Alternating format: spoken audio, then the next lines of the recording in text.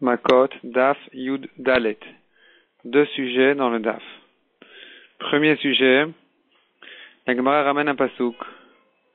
Un pasouk qui est complètement en trop et qui ne vient que pour des drachot. Le pasouk dit, celui qui fait une avéra avec sa sœur, la fille de son père ou de sa mère, il est chayav karet car il a fauté avec sa sœur. Or, nous voyons d'ailleurs que dans toutes les harayot, celui qui faute avec une herva, il est chayav karet. Pourquoi est-ce que la Torah, elle répète, celui qui faute avec sa sœur, il est chayav karet? Ce pasuk-là vient pour des drachot. Et la Gemara partage ce pasuk en trois. Première partie du pasuk, celui qui faute avec sa sœur. Deuxième partie du pasuk, la fille de son père ou de sa mère. Il est chayav karet. Troisième partie du pasuk, car il a fauté avec sa sœur. Il y a trois drachot à faire. D'après Rabbi Yitzhak, le milieu du pasuk, commençons par le milieu du pasuk, la fille de son père ou de sa mère. Et Rabbi Yitzhak apprend de là que on est chayav, là on est chayav karet, il n'y a pas de chiyuv malkot. La Torah vient dire, celui qui faute avec la fille de son père ou de sa mère, il est chayav karet, autrement dit, mais pas malkout. Donc de là on apprend que dans tout cas où il y a un chiyuv karet, il n'y a pas de malkout.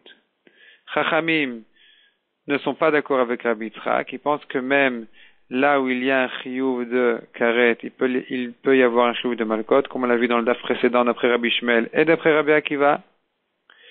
Et donc ce pasuk en disant à la fille de son père ou de sa mère, il vient pour une racha, un racha fils de racha qui a fauté avec sa sœur qui est la sœur de son père et de sa mère, comme Rashi l'explique, eh bien il est chayav 3 fois.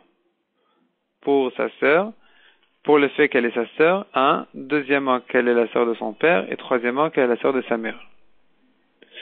Revenons à la première partie du pasuk, celui qui faute avec sa sœur.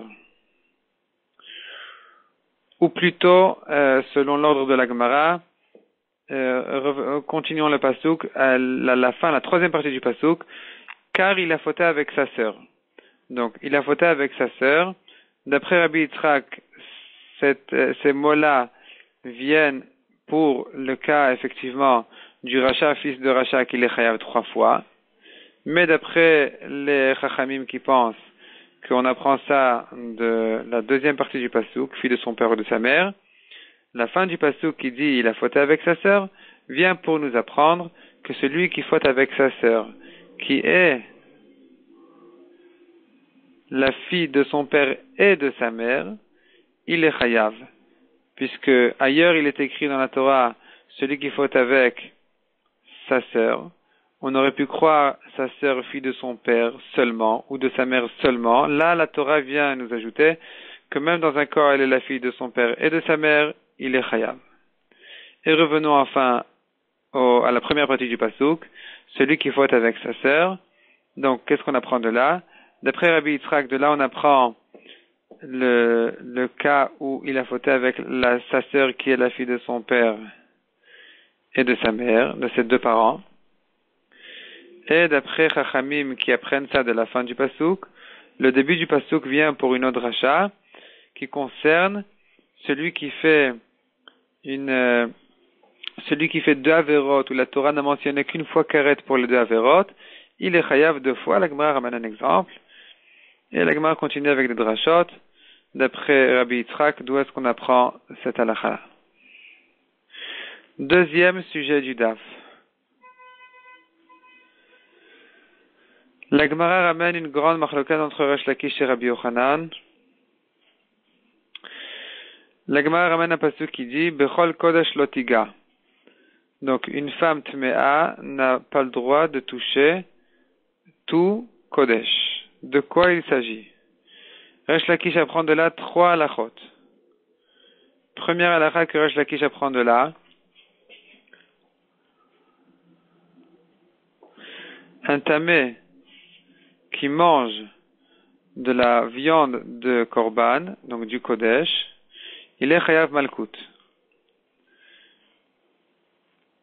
Deuxième halakha, que Resh Lakish apprend de là, non seulement s'il a mangé la chair du korban après la zrikat dam du korban, mais même s'il a mangé avant la zrikat dam du korban, il est chayav malkout. On apprend du ribouille du pasuk, bechol kodesh, tout kodesh.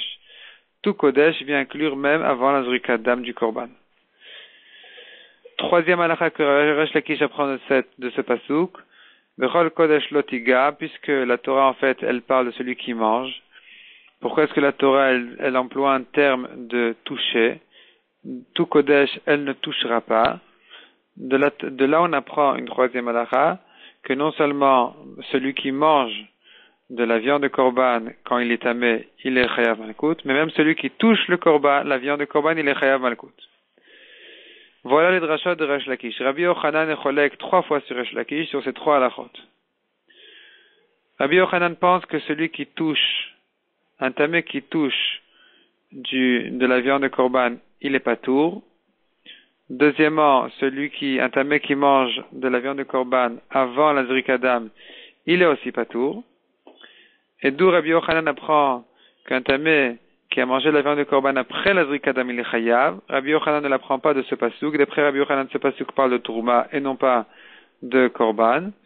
Mais Rabbi Yochanan apprend le din de celui qui mange, un tamé qui mange du korban, il est chayav. Rabbi Yochanan l'apprend par une gzera shava de la lara qui dit un tamé qui entre au Beth Amikdash, il est chayav malkout. Donc Rabbi Yochanan apprend le tamé qui a mangé du korban, il est chayav malkout. On apprend ça d'un tamé qui est rentré au Beth Amikdash. Et la Torah dit par ailleurs qu'il est chayav karet, il est chayav malkout et karet. Et donc on apprend par la gzera shava celui qui mange de celui qui est rentré au Beth Amikdash.